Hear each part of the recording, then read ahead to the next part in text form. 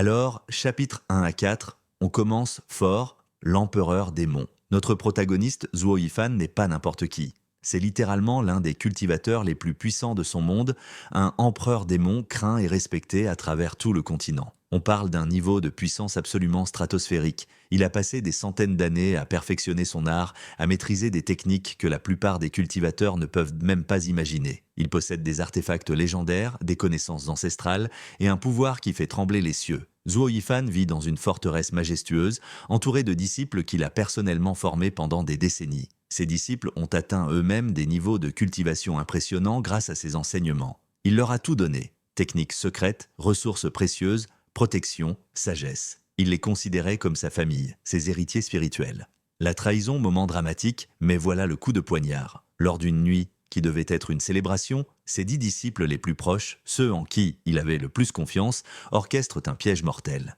Ils l'attaquent de tous ensemble, coordonnés, utilisant les faiblesses qu'ils connaissent parfaitement après toutes ces années à ses côtés. Pourquoi cette trahison ? L'avidité pure, ils veulent, ces techniques secrètes d'empereur démon, ces trésors accumulés sur des siècles, son grimoire de cultivation démoniaque, sa position de pouvoir, l'immortalité qu'il a presque atteinte. Même pour un empereur démon, combattre 10 disciples de haut niveau en même temps est presque impossible.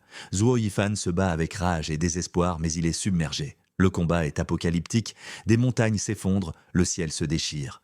Mais finalement, trahi et épuisé, il tombe. Son dernier moment ? Pas de la peur, mais une rage glaciale et une promesse silencieuse, il reviendra et ils paieront tous.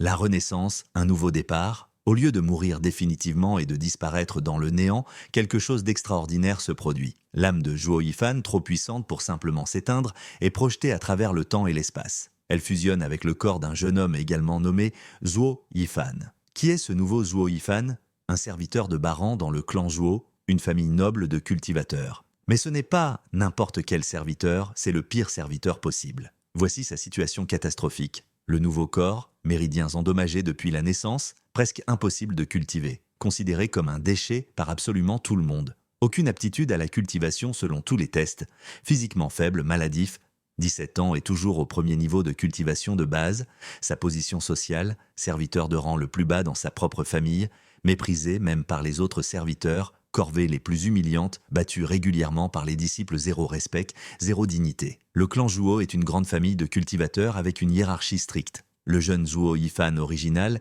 était né dans une branche mineure du clan, mais même là, il était considéré comme une honte. Ses parents sont morts quand il était enfant, le laissant sans protection. Sans talent pour la cultivation dans ce monde, tu n'es rien, même dans ta propre famille. L'éveil de l'empereur, quand l'âme de l'empereur démon prend possession du corps, c'est le choc total.